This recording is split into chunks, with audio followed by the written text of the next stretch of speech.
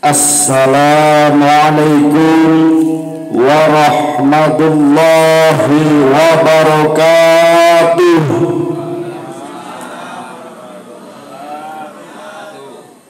Bismillah, alhamdulillah, alhamdulillahilladzi anzala ilaina kitabahul azim wa bayyanahu wa ahkamahu bi sunnati nabiyyihil karim.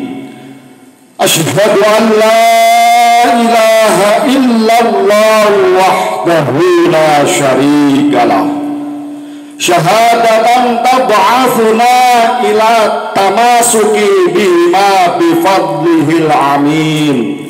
Wa asyhadu anna sayyidana wa nabiyana Muhammadan abduhu wa rasuluhul hadi ila syiratin mustaqim. Allahumma salli wa sallim ala Sayyidina Muhammadin sallallahu alaihi wasallam wa ala alihi wa sahbihi ajma'in. La hawla wa la quwwata illa billahil aliyyil azim. Faqad qala Allah ta'ala fi kitabil karim, a'udzu billahi minasy syaithanir rajim. Bismillahirrahmanirrahim. Kullu nafsin dha'iqatul maut, tsumma ilaina turja'un. Al-ayah amma ba'd. Hadratul karamul muhtaramin, para alim, para ulama, para kiai, para asatidah yang dimuliakan oleh Allah Subhanahu wa ta'ala. Janabil Karim Al-Mukarram Bapak Ustadz Muhammad Suganda selaku qori terbaik di Puri Citra dan Kecamatan Walantaka, dan semoga sampai kota bahkan Provinsi Banten. Amin. Luar biasa qorinya. Jadi ini juara yang belum diketahui juri nasional. Seandainya sudah diketahui juri nasional itu dapat juara. Amin. Dan semoga atas yang dilantunkan beliau tadi, kita semua yang hadir terutama mendapat keberkahan dari bacaan-bacaan ayat suci Al-Quran. Amin ya rabbal alamin. Begitu juga dengan lingkungannya. Amin Allahumma amin. Janabil Karim Bapak Ustadz Muhammad Arif selaku Ketua Majelis Taklim Al-Abrariyah yang saya hormati. Janabil Karim beliau Bapak Windarko yang mirip Pak Prabowo yang saya hormati selaku Sohibul Bait. Bapak-bapak, ibu-ibu jamaah yang hadir di Majelis Thalabul Ilmi pengajian silaturahim ini yang saya sayangi pokoknya. Mari kita panjatkan puji syukur kita kehadirat Allah Subhanahu wa ta'ala dengan ikrar bil lisan alhamdulillahi rabbil alamin. Alhamdulillah wa ashkuru ala in'amih, bahwa kita semua telah dikaruniai rahmah, taufik, hidayah serta inayahnya Allah, sehingga kita bisa berkumpul bermuajahah di kediaman Bapak Windarko dengan keadaan sehat walafiat, tiada halangan suatu apapun. Sehat walafiat, sehat badane walafiat atine. Jadi loro-lorone sehat, kedua-duanya sehat, sehat dohir batin. Jadi kalau nggak afiat juga batinnya nggak sehat, nggak sampai sini. Salawat wa salam semoga senantiasa terlimpah curahkan kepada keharibaan junjungan kita, yakni Habibana wa syafi'ana wa qurrati a'yunina wa maulana Muhammadin sallallahu alaihi wasallam. Beliaulah nabi panutan kita, beliau nabi yang kita ikuti syariat-syariatnya, dan beliaulah nabi yang selalu kita nantikan syafaatul uzmanya besok di hari kiamat. Mari kita sampaikan bacaan sholawat kita dengan bacaan Allahumma sholli ala Sayyidina Muhammad wa ala ali Sayyidina Muhammad. Bapak-bapak, ibu-ibu, hadirin hadirah rahimakumullah. Nih, Mbah Win itu ngundang lingkungan gak Mbah Win? Ngundang Pak? Oh, pada lupa. Jadi dianggapnya ini pengajian intern. Kalau pengajian intern otomatis di dalam. Karena kita niatnya pengajian itu milik umat, pengajiannya digelar di luar. Dan tetap Sohibul Bait ngundang tetangga. Dan kalau sudah ngundang, adapun tidak datang, kembali kepada yang diundang. Tapi tidak apa-apa. Semoga beliau-beliau yang diundang nggak datang pun bisa mendengarkan lewat di rumahnya. Karena apa? Terkadang mungkin sungkan dianggapnya ini kelompok, hanya pengajian kelompok. Di mana-mana ngaji itu nggak ada kelompok-kelompokan. Ngaji itu thalabul ilmi yang milik umat.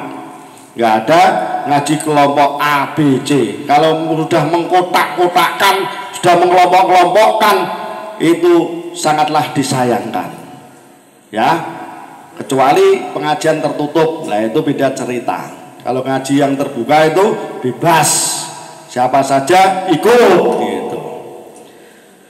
Alhamdulillah kita bisa bersilaturahim di kediaman Bapak Windarko dengan niat yang pertama, yaitu membantu mendoakan ahli kubur beliau, wabil khusus Ibu Tri Mulyati yang hitungannya pada saat ini yaitu terhitung 3 tahun. Dan kepada semua ahli kubur Bapak Windarko serta ahli kubur kita semua, semoga lumantar barokah doa kita semua, Allah memberikan keberkahan kerahmatan kepada ahli kubur yang telah tersebut tadi. Semoga bisa berkah barokah manfaat di alam kuburnya, amin ya robbal alamin. Selain kita mendoakan, kita juga ada bahasanya thalabul ilmi, kata Bapak Ketua tadi, thalabul ilmi. Sehingga ketika kita menjalankan thalabul ilmi, semoga kita mendapat ilmu yang bermanfaat, berkah barokah, maslahah hasanah fid daroini, amin Allahumma amin. Wis bar berarti ngaji nih. Sampai jam berapa Mbah? Mungkin dibatasi sama lingkungan harus sekian, selesai jam begitu. Mboten Mbah? Nah, mboten, bebas berarti. Sampai pagi oke? Oke, silakan sampai pagi. Paling nanti saya capek ya berhenti. Sampai jam 2. Ya nanti tak muter dulu jamnya. Ya. Mumpung malam minggu ya, malam minggu malam panjang. Bapak-bapak, ibu-ibu, hadirah rahimakumullah. Berbicara tentang haul atau bahasanya kita mendoakan, kirim doa kepada almarhum atau almarhumah yang telah mendahului kita di alam kubur ataupun alam barzah. Tentunya tidak lepas bagaimana kita hidup di dunia. Nah, kira-kira nih Pak Bu, saya mau menanyakan kepada yang hadir. Kalau yang nggak hadir nggak saya tanyakan, pasti nggak tahu. Umpama jawab juga saya nggak dengar, kan gitu. Kira-kira Bapak Ibu yang hadir di sini ini termasuk kategorinya sadar apa enggak? Sadar. Sadar karena tidak tidur. Sadar karena tidak pingsan. Iku pahami sadar karena tidak tidur, sadar karena tidak pingsan. dan itu betul, betul benar. Tapi maksud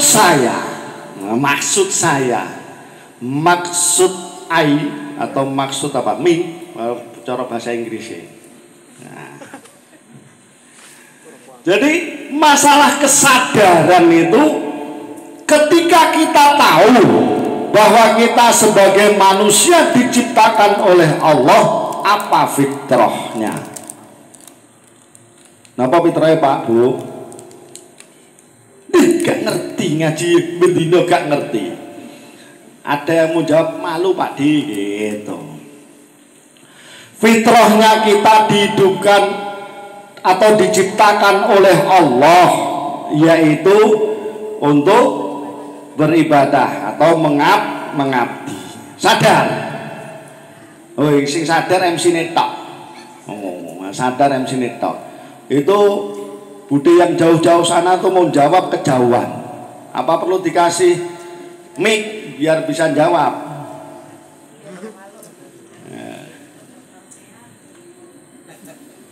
Ini nanti diperhatikan ya, ngajinya agak jelimet, nggak banyak guyon, tapi ada guyonnya dikit-dikit. Terus kalau kita sadar, kita dijadikan oleh Allah sebagai umatnya siapa Pak Bu? Umatnya Kanjeng Nabi Muhammad. Umatnya Kanjeng Nabi Muhammad. Jadi tadi di mukadimah sudah disampaikan apa tadi? Puji syukur kita kepada Allah yang telah menurunkan kepada kita, yaitu kitab yang agung, berarti Al-Quran, dan yang menjelaskan hukum-hukumnya dengan sunnah-sunnah Rasulullah yang mulia. Mohon paham penjelasannya Pak Bu? Udah paham belum? Nah, berarti kita ngaku umat Kanjeng Nabi Muhammad, berarti umat Islam. Karena umat Islam pedomannya apa Bu? Al-Quran. Mohon paham Al-Quran Bu Pak? Hah? Mang sedih ngaji karo Pak De, mesti ditanya-tanya gitu. Al-Quran itu pedoman kita, petunjuk kita, agar kita hidupnya bisa menjalankan sesuai yang dikehendaki oleh Allah, agar kita bisa menjalankan sesuai risalah dan tuntunannya. Tapi kalau kita tidak paham, otomatis tidak bisa atau tidak sadar.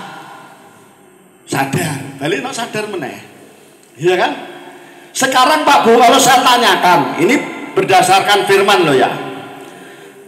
Kalau Bapak Ibu ditanya, kemanakah kamu akan pergi? Ayo jawab. Sing iso balik kasih. Yang bisa jawab dan benar boleh pulang duluan. Ayo. Kenapa? Udah, betul. Silakan pulang. Boleh. Oh, luar biasa. Jemaah kita yang dari Gerawalan Pata. Berarti ngajine tenanan denger gitu. Ada pertanyaan di dalam Al-Quran surat At-Takwir. Surat At-Takwir, bukan Tahwir. At-Takwir ayat 26. Fa'aina tadhabun, maka kemanakah kamu akan pergi? Oh, pergi kemana Pak Bu? Kembali kepada Allah. Betul itu, kembali kepada Allah. Sudahkah kita kembali kepada Allah? Belum. Ya, belum. Udah ditanya, tahu jawabannya belum kembali kepada Allah. Iki pengaji apa mulang tak sekolah. Lu ngaji gitu biar paham gitu. Biar paham. Fa'aina tadhabun, maka hendak kemanakah kamu akan pergi? Diterangkan dalam surat As-Saffat ayat 99. Wa qala inni dzahibun ila rabbi sayahdin. Betul jawabannya Bu. Dijawab, dia berkata itu dia dalam konteks Al-Quran ini, yaitu beliau Nabiullah Ibrahim. Dia berkata, yaitu Ibrahim berkata, sesungguhnya aku harus pergi menghadap Tuhanku, dan Dia yang akan memberi petunjuk. Nah, kalau kita belum pergi kepada Allah, belum pergi kepada Tuhan, bahasanya Allah ya, Rabbi kan Tuhanku, yaitu bimana Allah. Kalau kita belum berangkat menuju kepada Allah, berarti kita belum tahu jalannya. Loh, kok bisa begitu? Ngaji ini keras amat, keras. Ngurip itu angel. Agama itu nggak gampang, ya, nggak gampang. Yang tolabul ilmi aja belum tentu paham, apalagi tidak. Di dalam surat Al-Balad ayat 10, wahadainahu najdain, dan kami telah memberi petunjuk dua jalan. Apa itu jalan? Yaitu jalan kebajikan dan jalan kejahatan. Jadi Allah itu memberikan dua petunjuk jalan, mau jalan kebajikan atau jalan kejahatan, mau jalan kebenaran atau jalan kesesatan. Pilih yang mana? Pilih kebaikan. Kalau jalan kebaikan, yaitu kita sesuai dengan risalah Kanjeng Nabi Muhammad. Kemudian diterangkan di dalam surat Luqman ayat 15. Kita harus milih jalan yang kebajikan. Apa itu jalan kebajikan? Atau jalan kebaikan, atau jalan kebenaran, sesuai yang disampaikan oleh Allah dalam firman-Nya surat Luqman ayat 15. Apa itu? Wattabi' sabila man anaba ilayya thumma ilayya marji'ukum faunabbi'ukum bima kuntum ta'malun. Paham Pak Bu? Paham? Kalau paham gak usah dijelasin. Kurang paham. Nah, makanya ngaji biar paham. Alhamdulillah. Kalau ngaji dipahami, kalau sudah paham dijalankan. Dan ikutilah jalan orang yang kembali kepadaku, kata Allah. Wattabi' sabila man anaba ilayya, dan ikutilah jalan orang yang kembali kepadaku. Tsumma ilayya marji'ukum, dan kepadaku tempat kamu kembali. Faunabbi'ukum bima kuntum ta'malun, maka aku akan beritahu apa yang telah kamu kerjakan. Paham ya? Angil pemahaman ini. Piye to ngaji kok bulat ngaji sing gampang. Oh nggih, sah nggih, surga nggih, jannah. Nah iki angel ngaji niki. Bapak Ibu hadirah rahimakumullah. Ini nanti hubungannya sama kematian. Jadi pahami dulu sebelum kita mati dengan innalillahi wa inna ilaihi rajiun. Sebelum kita mati dengan mati yang sebenarnya, kita harus mati dulu dengan tujuan kita menghadap, tapi dalam posisi masih hidup di dunia. Biar kita tidak kaget nanti kalau di alam kubur. Paham nggih? Nah, kenapa? Ketika di alam kubur, Pak, itu nanti kita baru nyadar rata-rata. Ketika di alam kubur, nah itu yang datang nantinya apa? Penyesalan. Nah sebelum kita masuk alam kubur, kita pahami dulu hidup di dunia itu bagaimana. Nah ketika nanti kita masuk alam kubur, semoga kita tidak kaget dan kita tidak ada rasa penyesalan. Pak Bu, pengen dikasih tahu, dipahamke apa enggak?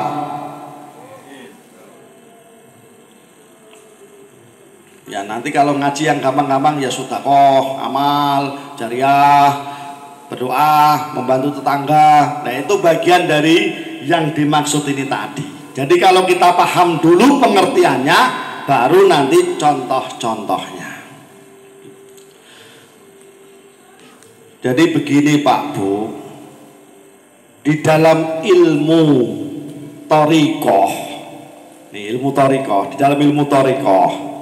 Jadi apa sih thariqah itu? Biar tidak salah pemahaman. Kalau yang tidak sesuai dengan pemahaman itu jangan dipaitu, jangan disalahkan. Karena Allah menjadikan hambanya itu beda-beda, punya keyakinan yang beda-beda, punya pemahaman yang beda-beda, punya keilmuan yang beda-beda, dan dengan jalan ibadah secara berbeda-beda. Namun tujuannya sama, yaitu untuk mengabdi kepada Allah. Nah, yang saya sampaikan ini bagian dari pengajian kita, yaitu Majelis Taklim Al-Abroriyah. Apa itu artinya Majelis Taklim? Yaitu semoga dengan nama tersebut menjadi kumpulannya orang-orang yang berbuat kebenaran atau berbuat kebajikan. Nah, amin. Jadi itu doa juga, nama itu doa, dan semoga kita dibimbing oleh Allah Subhanahu wa Ta'ala. Di dalam ilmu thariqah ada yang disebutnya murid. Kita pernah jadi murid gak Pak Bu? Murid TK, SD, diniyah? Nah, pernah. Lah itu semuanya tuh murid.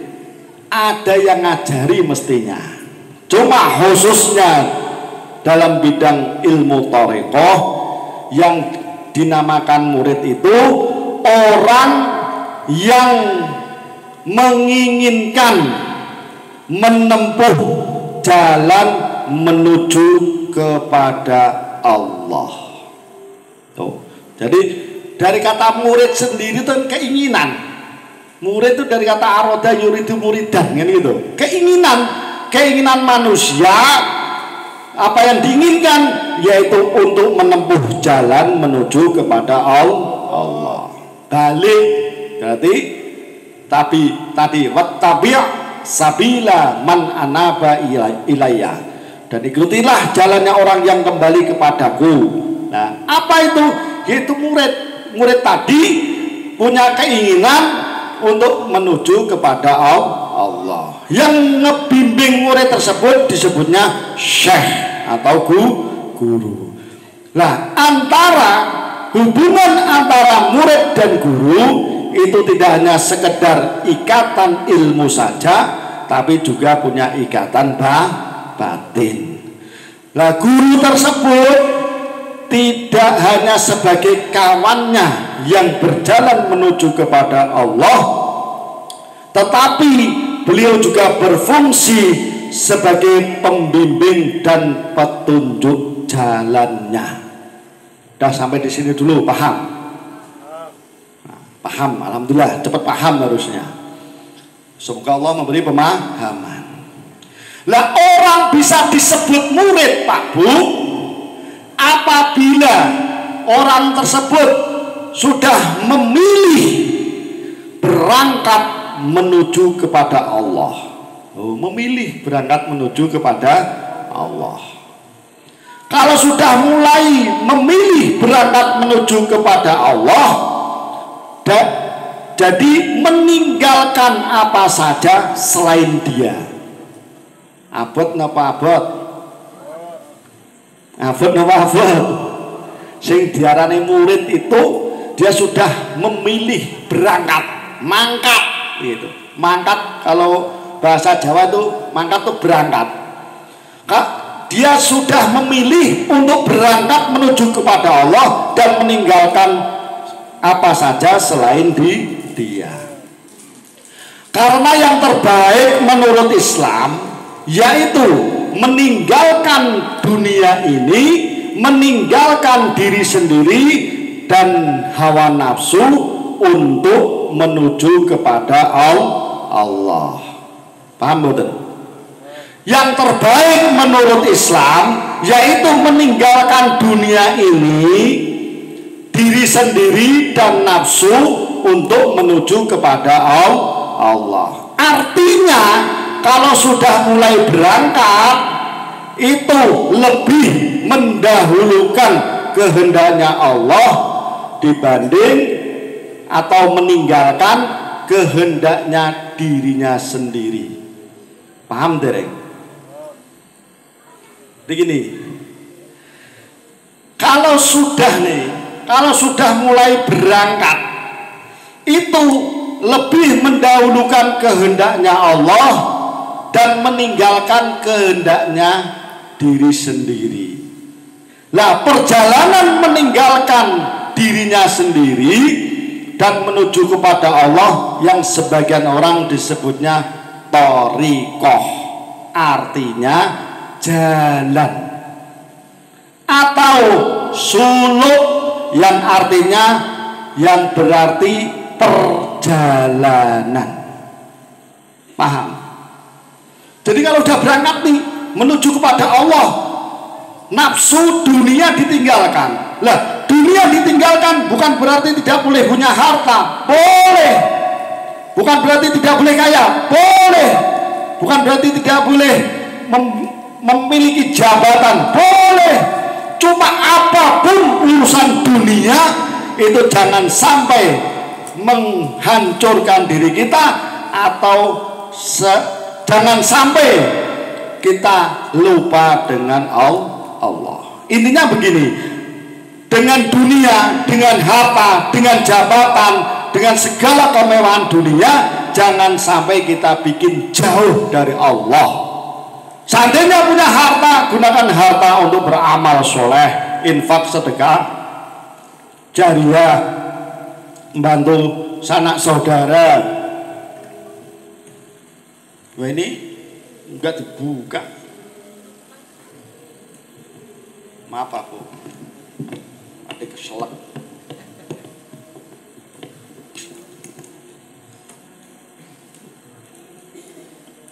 Monggo kalau diminum. Ngaji ini agak tenanan. Nanti kalau mau guyon-guyon nanti sepaneng dulu.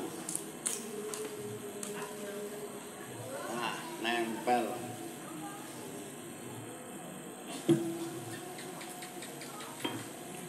Bapak Ibu hadirah rahimakumullah. Kembali lagi, harta, jabatan, pangkat dan lain sebagainya jangan sampai membuat kita itu jauh dari Allah. Justru dengan segala anugerahnya, mari kita jadikan untuk mendekatkan diri kepada Allah. Tapi rata-rata kalau sudah keganggu urusan dunia itu, rata-rata orang itu terlena, lupa gitu. Bapak Ibu hadirin hadirah rahimakumullah. Pak D bahas thariqah, apa bahas suluk, bahas perjalanan, apakah ada dalilnya? Pasti pertanyaannya begitu kan? Jadi Pak D itu ngajinya beda, aneh. Bagi yang nggak paham, kalau yang paham ya enggak. Bapak Ibu hadirah rahimakumullah. Orang yang suluk tadi apa Pak?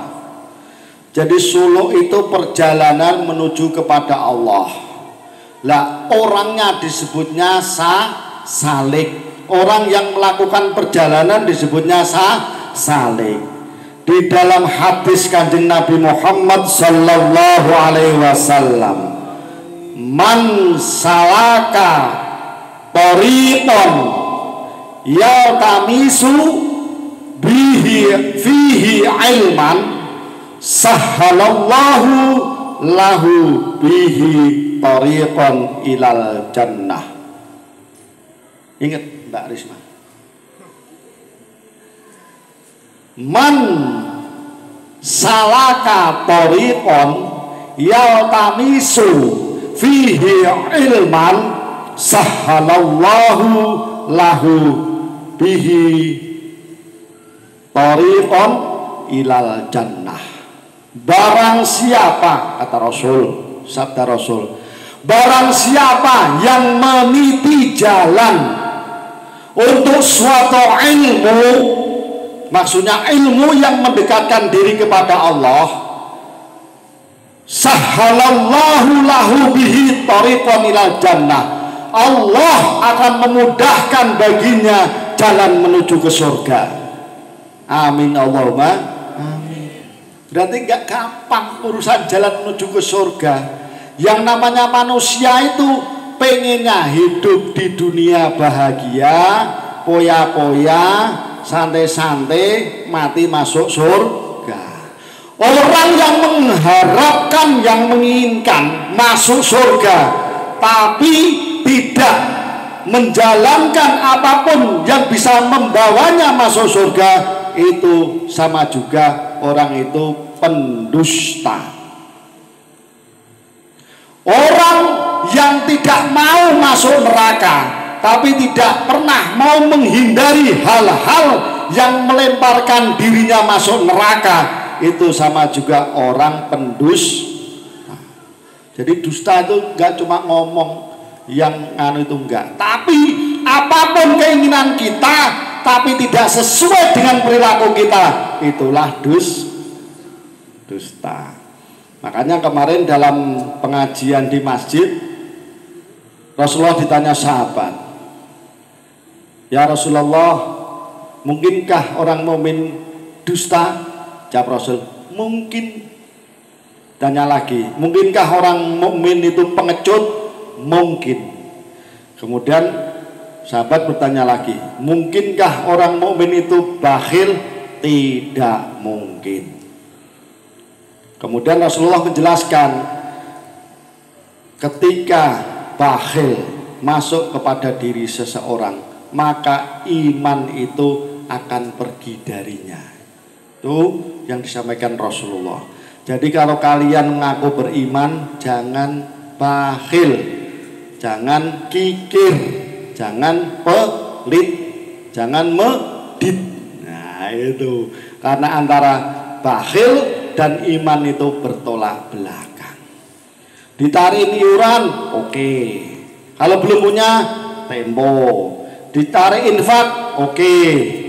Jangan banyak alasan. Ketika saudaranya kita kesusahan, kita bantu. Jangan kita genggam tangan. Itu. Bapak Ibu hadirah rahimakumullah. Ada tadi ya disampaikan. Jadi barang siapa yang meniti jalan menuju suatu ilmu, barang siapa yang meniti jalan untuk mencari ilmu, maka Allah akan mudahkan baginya untuk menuju jalan ke surga. Amin Allahumma amin. Bapak Ibu, kembali lagi. Udah paham ya? Berarti kalau kita pengen selamat di akhirat nanti, selamat di alam kubur, kita harus kembali kepada Allah. Kita harus meniti jalan yang menuju kepada Allah. Kita hidup di dunia ini itu ada pengaruh besar ketika kita di alam rahim ibu. Jadi suasana di alam rahim ibu kita itu akan pengaruhnya besar ketika kita hidup di dunia ini. Dan ketika kita hidup di dunia ini ada pengaruh besar nanti di alam kubur atau alam barzah. Jadi apa? Kita itu tidak ingat ketika hidup kita ada kehidupan di alam rahim ibu. Allah menciptakan roh, dikumpulkan di alam roh, kemudian dikeluarkan dari alam roh sesuai suratan takdirnya melalui beberapa alam dan banyak alam yang kita tidak tahu, bahkan sampai ke sulbi bapak kita. Setelah dari sulbi bapak kita kemudian ke rahim ibu kita, nah itu semuanya kita tidak sadar. Baru ketika kita hidup di dunia inilah baru kita menemukan kesadaran bahwa kita di alam rahim kita tidak sadar. Begitu juga Pak Bu, ketika nanti kita meninggal di alam kubur baru sadar. Dianggapnya di alam dunia itu hanya sekedar mimpi. Ada ayatnya? Ada. Kalau Bapak Ibu ngaji tahu. Ayatnya apa? Dalam surat Qaf ayat 22. Apa yang berbunyi?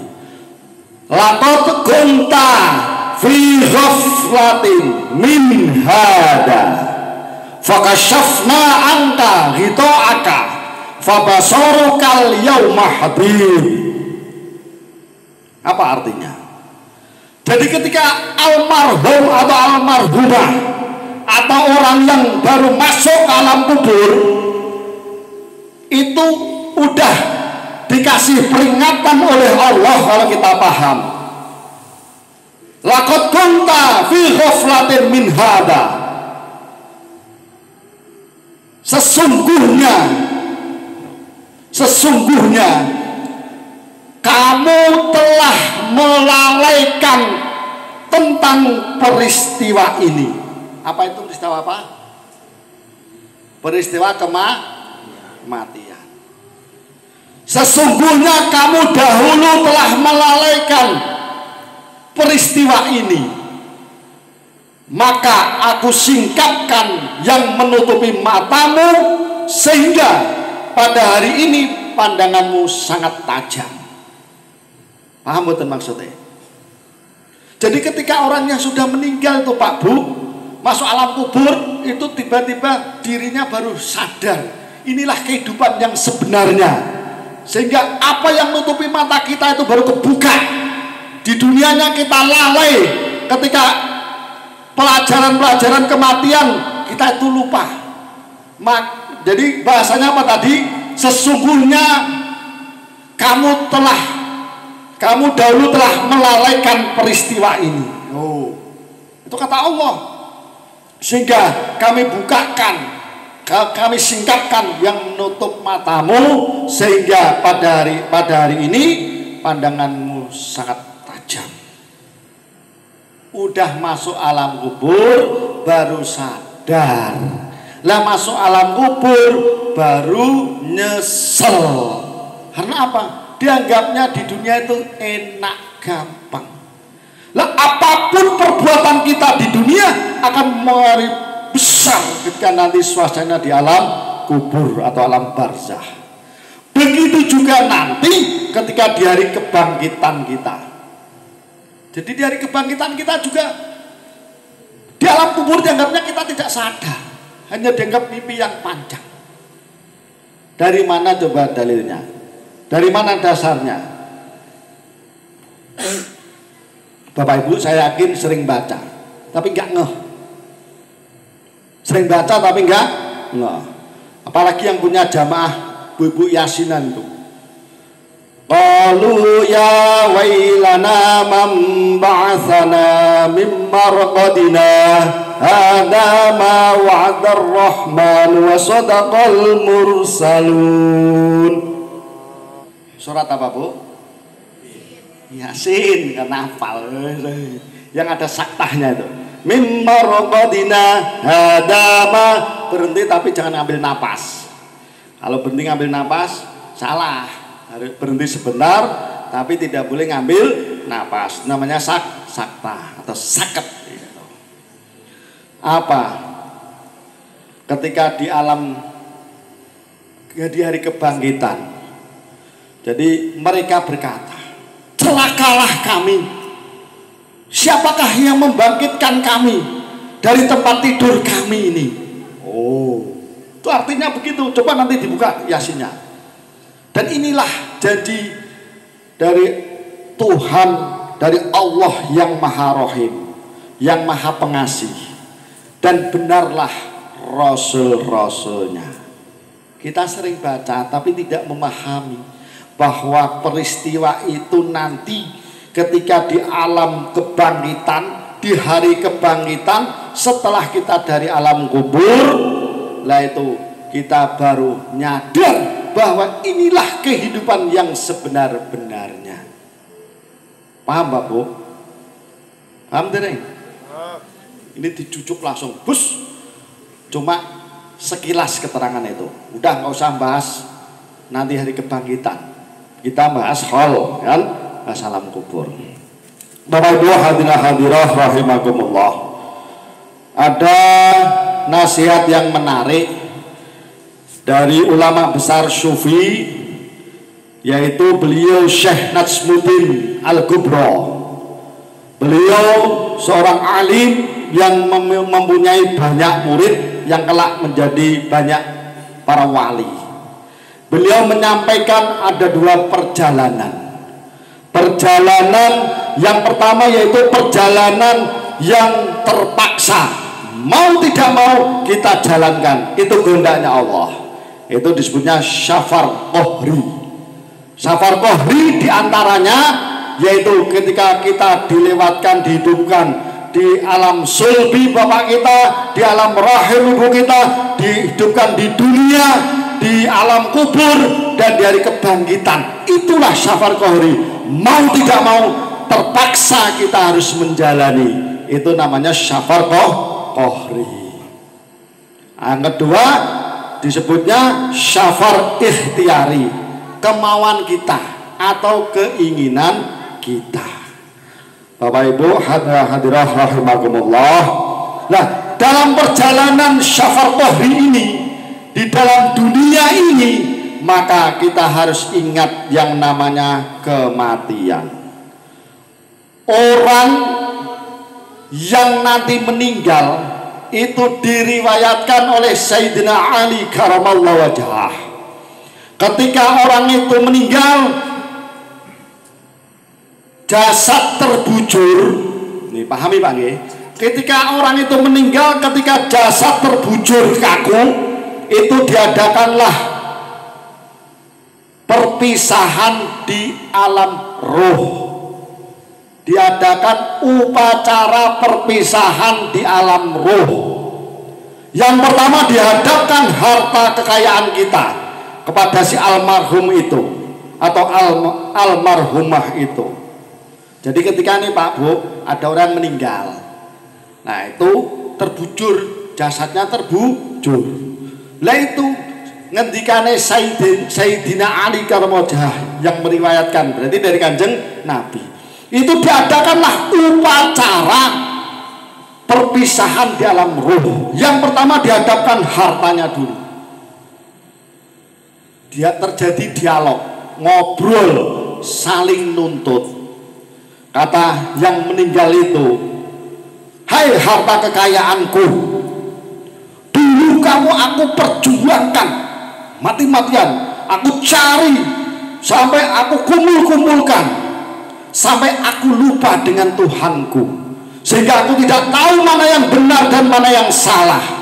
Sekarang apa yang bisa kau bekalkan kepadaku untuk menghadapi kehidupan ini? Dituntut harta itu sama yang nyari. Jawabnya harta itu apa Pak Bu? Harta kalian menjawab, ambillah dariku kain kafan. Cuma kain kafan yang kita bawa. Dijawab oleh harta, ambillah dariku kain kafan yang bisa kamu bawa ke alam kubur. Nah ketika kita tumpah dan kita tinggalkan, kain kafan yang kita bawa. Nah ini menunjukkan pelajaran bagi kita. Harus kalau kita mempunyai harta benda, memiliki harta benda, tasyarufkan ke jalan agama, tasyarufkan kepada apa yang diperintahkan oleh Allah lewat Kanjeng Nabi secara syariatnya, yaitu untuk beramal soleh. Itu yang pertama, harta. Jadi harta itu hanya bawa aja kain kafan tuh, itu kain kafan aja yang menyediakan pedati lingkungan kita, ya kan? Enggak Pak De, wong itu bayar. Lah iya bayarnya belum selesai udah dipanggil, ya kan?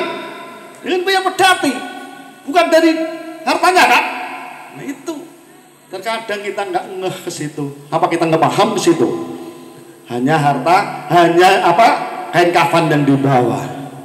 Makanya disampaikan oleh Kanjeng Nabi ketika dalam pidatonya, ya ayuhan nas tubu ilallahi qabla an tamutu. Wahai manusia, bertobatlah kepada Allah sebelum kamu mati. Wa badiru bil amali sholihati qabla an tusghulu. Dan pergunakanlah sebaik mungkin kehidupan di dunia ini untuk beramal soleh sebelum kamu sibuk. Wasilul ladzi bainakum wa baina rabbikum bikasrati dzikrikum lahu ta'ala. Dan perbaikilah dan eratkanlah hubunganmu dengan Tuhanmu dengan memperbanyak berzikir kepada Allah Ta'ala. Kemudian wa aktsirus shadaqata fis sirri wal alaniyati. Dan perbanyaklah bersedekah dalam secara rahasia ataupun dengan terang-terangan. Turzaku wa tunsoru wa tujbaru, kata Rasul. Maka kamu akan diberi rizki, dan kamu akan ditolong, dan kamu akan diberi kemenangan. Nah, ketika kita punya harta, ketika di dunianya kita tasyarufkan untuk beramal soleh, kita tasyarufkan untuk agama, kita tasyarufkan untuk membantu sanak saudara tetangga. Nah, itu nanti yang akan jadi teman kita di alam barzah. Itu yang pertama, harta. Hanya hati-hati yang punya harta banyak. Harta didapat dari mana dan dibelanjakan ke mana.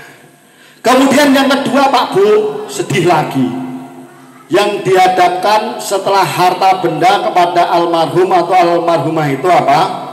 Yaitu keluarga kita. Anak, istri atau suami dihadapkan. Kemudian yang meninggal itu bertanya kepada keluarganya. Kata yang meninggal, wahai keluargaku, dulu kamu aku cintai, aku urus, aku rawat dengan sepenuh hati, sehingga aku sampai lupa dengan diriku sendiri. Kemudian apa yang bisa kamu bekalkan untuk perjalananku seterusnya? Itu yang meninggal begitu. Jadi dihadapkan keluarganya itu di alam roh. Anak bojone ngelumpuk, kita sudah beda alam, tapi sama-sama di alam roh. Berarti roh kita sama roh-roh keluarga kita. Kalau yang nggak percaya, lah Pak D, wong keluarga tinggalin malah seneng ditinggalin warisan. Malah seneng orang tuanya sakit-sakitan sudah meninggal, aman. Malah gitu. Tidak begitu maksudnya. Ketika dalam upacara perpisahan tersebut ditanya, keluarga jawabnya apa, Pak Bu? Dulu kamu aku sayangi, aku cintai, aku urus, aku rawat. Sekarang apa yang bisa kamu bekalkan kepadaku dalam perjalananku seterusnya? Kata yang meninggal. Jawabnya keluarga, aku antarkan kamu sampai ke alam kubur. Wis tinggal balik, pura-pura nangis. Rata-rata gitu. Kalau yang pura-pura, kalau nangis beneran ya nangis beneran ya. Tuh, sejauh itu. Makanya kita harus nyadar. Sebelum nanti sampai ke sana kita harusnya nyadar. Oleh karena Bapak Ibu, setelah keluarganya hanya menjawab, cukup aku mengantarmu ke alam kubur. Mbah Win juga buktikan, ikut ke alam kubur, balik lagi. Nah, Mbah Win ya? Ngapunten Mbah Win. Ben kelingan Bu Tri. Yang penting dungake Mbah Win ya.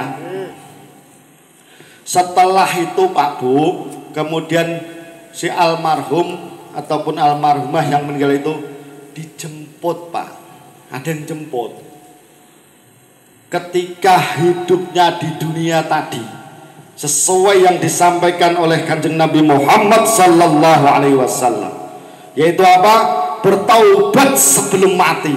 Kemudian mumpung hidup di dunia, dipergunakan sebaik mungkin untuk beramal soleh. Sebelum sibuk dengan urusan pertanyaan malaikat, sebelum sibuk dengan mizan, sebelum sibuk dengan hisab, maka kita memperbanyak amal soleh. Kemudian eratkan hubungan kita dengan Allah dengan memperbanyak berzikir kepada Allah Subhanahu wa ta'ala. Kemudian banyak beramal soleh, berinfak sedekah dengan secara sembunyi atau terang-terangan, baik dengan rahasia atau terang-terangan.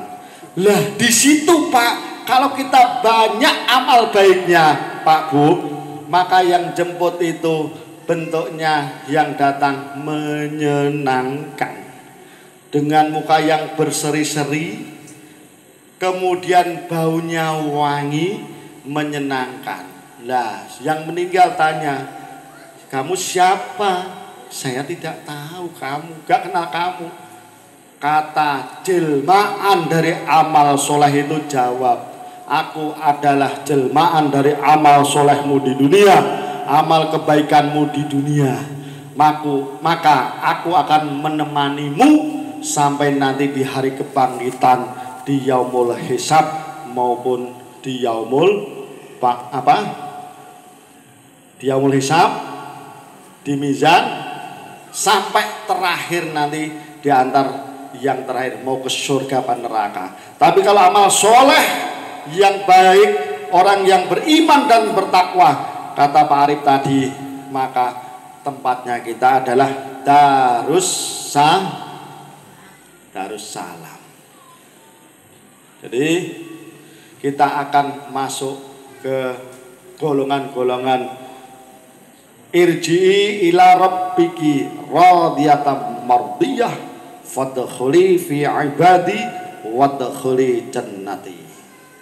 Atau yang disampaikan ketika beliau Bapak Ustadz Juganda, wa rabbi adkhilni mudkhala sidqi wa akhrijni mukhraja sidqi waj'alni min ladunka sultanan nasira. Dan katakanlah Muhammad, masukkanlah aku ke dalam tempat yang benar, dan keluarkan aku pula dengan tempat yang keluar yang benar, dan jadikanlah dari sisimu sesuatu kekuasaan yang bisa menolongku. Berarti kalau kita yang dijalankan amal kebaikan, yang akan mengikuti kita itu, yang akan menemani kita sampai nanti di hari kebangkitan, ya amal soleh itu tadi. Nah ketika amal baik kita banyak, ketika ditanya malaikat otomatis bisa jawab. Nah iyalah yang jawab itu amal baik kita, bukan pikiran kita. Jadi ketika orang meninggal tuh amal baik dan buruk itu cepat-cepat diikuti oleh nyawa. Lah nyawa satu dikawal dua malaikat. Lah amal baik dan buruk itu selalu mendampingi kita, tinggal banyak yang mana. Kalau banyak amal baiknya, ya otomatis kita akan selamat. Dan begitu juga sebaliknya Pak Bu. Kalau yang kita hidup di dunia terlena, tidak sadar, yang diikuti hanya nafsu, kita serakah angkara murka, banyak menjalankan kemaksiatan daripada taat kepada Allah, taat kepada Rasul, dan tidak mengikuti jalannya orang-orang yang kembali kepada Allah, maka kita akan celaka. Yang menjemput itu bentuknya sangatlah buruk, jelek, apalagi itu menjijikkan, menakutkan, dan baunya melebihi bangkai, dan menemani kita sampai nanti di hari kebangkitan, sampai nanti di urusan-urusan yang akan datang. Kira-kira betah nggak Pak Bu? Nah iya, nggak betah kan? Nah sebelum kita itu nyesel nantinya, maka dari itu Pak Bu, kita juga berusaha ikutilah jalannya orang yang kembali kepada Allah Subhanahu wa ta'ala. Tambah lagi enggak Pak Bu? Duh Pak Dik katanya mau guyon, lah ngurusi urusan mati kok guyon, anak nganten guyon. Ya? Kalau urusan kematian nggak bisa guyon, kalau nganten guyon ya malam pertama itu. Nah, kalau urusan kematian malam pertama datangi malaikat, ditanya nggak bisa jawab, mundur. Kemudian datangi lagi, nggak bisa jawab, mundur lagi. Nah tinggal keluarganya. Nah, kata Bu Ana, mending nggak langsung dipukul Pak D. Nanti pukul enggak. Jadi masih ada apa ya istilahnya, Allah itu Maha Rahman Rahim. Adakah saudaranya, anak keluarganya yang mendoakan? Kalau kita sering mendoakan ahli kubur kita, mendoakan ahli kubur saudara-saudara kita, mendoakan ahli kubur kaum muslimin muslimat, Sumal jami'ah ahli kubur minal muslimin muslimat, sering mendoakan, fa insyaallah ketika kita mati pun orang-orang muslim muslimat, mukmin mukminat ketika berdoa kita akan nyampai. Tapi kalau kita tidak percaya doa akan datang, doa akan nyampai, kita juga tidak akan bisa menerima doa-doa dari saudara kita. Karena ana indadoni abdi, Allah ada di prasangka hambaku. Ketika hambaku percaya bahwa doa kita itu nyampe ke saudara kita, maka akan nyampe. Lah Allah gampang rubah takdir, bisa dirubah dengan keyakinan. Makanya dengan cara apa? Kalau sampean yakin amalannya banyak, sampean yakin kesusahan, kesedihan, kesengsaraan sampean bisa memperpanjang umur, sampean panjang umur. Oh, itu. Lah kenapa demikian Pak? Kan takdir tidak bisa maju dan mundur. Allah punya sifat jaiz, kapan aja bisa diubah. Paham nggih? Nah, iya. Ngaji biar paham bagaimana nanti kita di alam kubur, yaitu akan berpengaruh ketika kita hidup di dunia, dan ketika kita di hari kebangkitan itu sangat berpengaruh di alam kubur.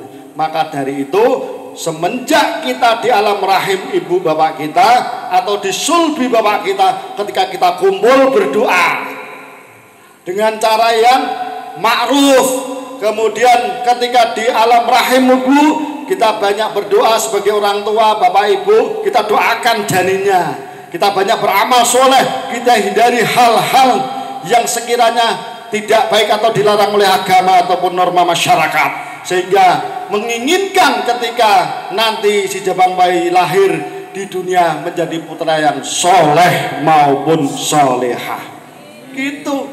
Nah, tapi wong bojone lahir ndonga ya ora, ngaji ya ora, maca Quran ya mboten, ngamal mboten, anaknya ndablek bedik nakal, susah diomong, ya bukan salah kita. Itu ujian Pak De, betul itu ujian. Lah kira-kira kuat nyanggo ujiannya apa enggak? Kan gitu. Ketika kita sudah berusaha semaksimal mungkin, kalau Allah masih menghendaki lain, itulah namanya ujian, baru kita dituntut untuk tawakal atau sabar. Tapi kalau kita tidak berusaha, kita tidak ikhtiar, kalau apa-apa dikembalikan bahwa itu karena ujiannya Allah, ya salah. Karena tadi disampaikan wadainahu najdain, dan kami telah memberikan petunjuk dua jalan.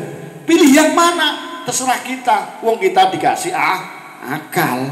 Setelah dikasih akal, kita juga dilengkapi dengan agama. Nah, kalau kita punya agama dan punya akal, jalan bareng.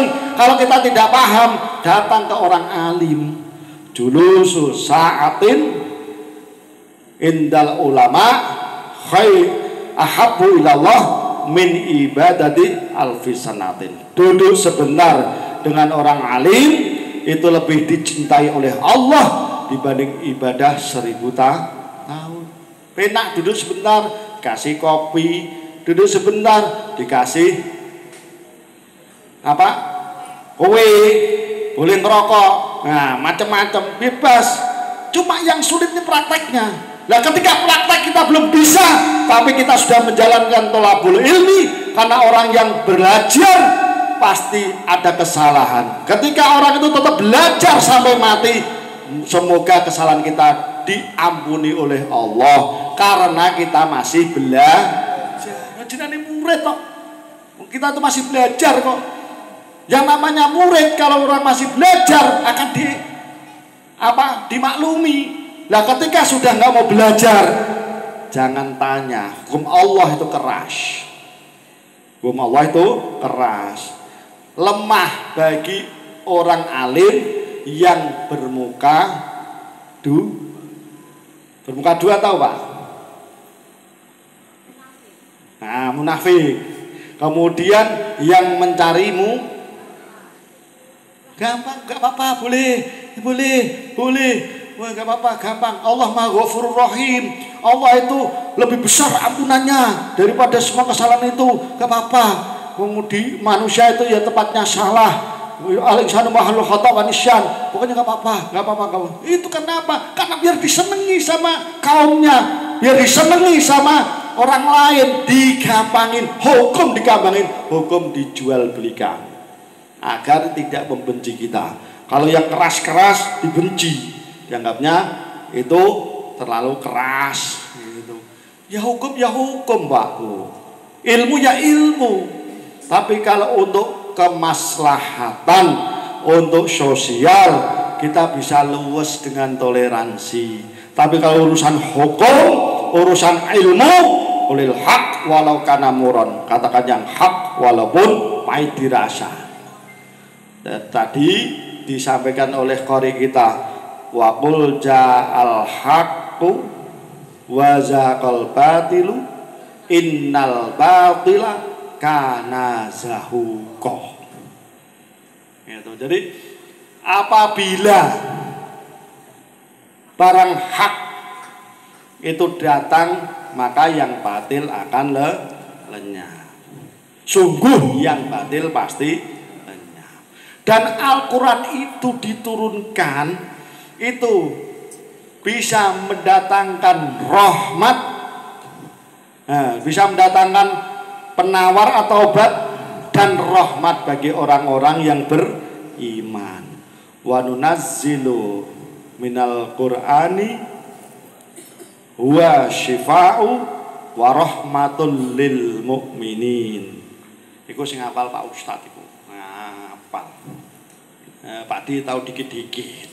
Jadi ketika Al-Qur'an diturunkan itu, sebagian dari Al-Qur'an itu bisa menjadi penawar ataupun obat dan rahmat bagi orang-orang yang beriman. Sedangkan orang-orang yang dolim hanya akan menambah kerugian belaka. Kenapa? Ada aturan ini itu, nggak boleh ini, nggak boleh itu.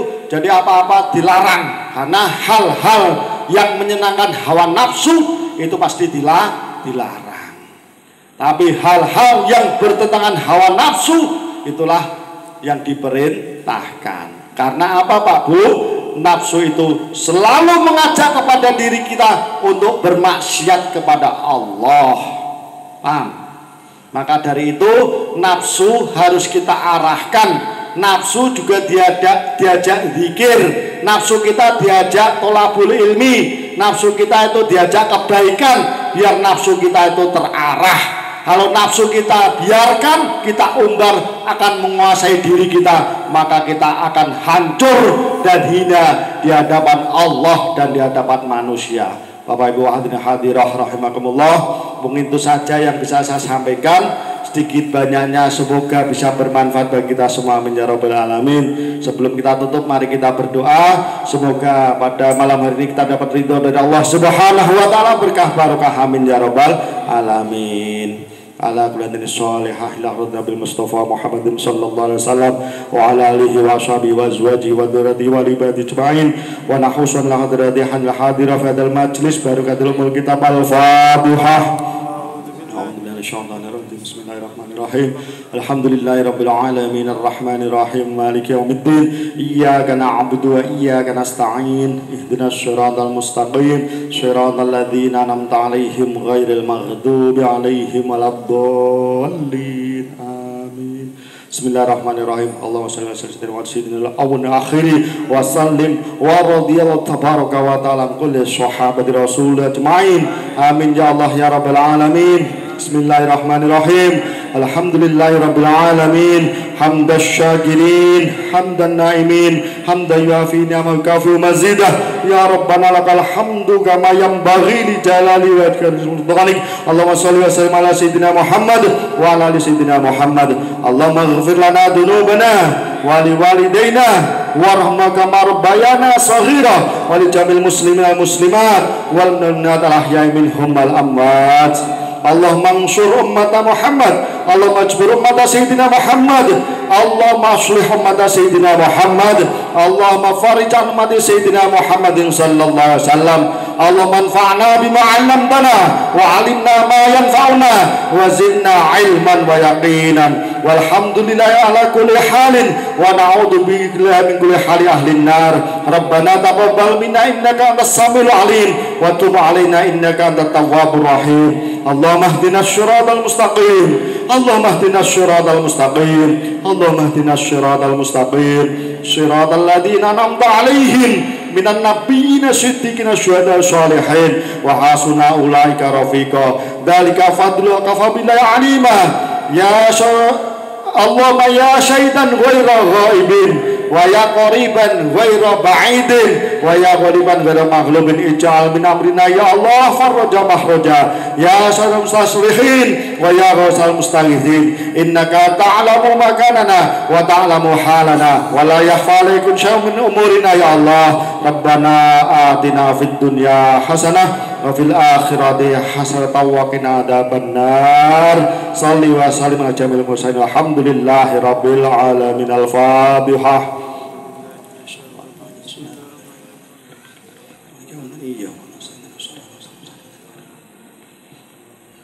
Santen persing klopo cekap semanten atur kawula kirang langkunge nyuwun gunging samudra pangaksami. Billahi taufik wal hidayah wal afwu minkum. Assalamualaikum warahmatullahi wabarakatuh. Waalaikumsalam warahmatullahi wabarakatuh.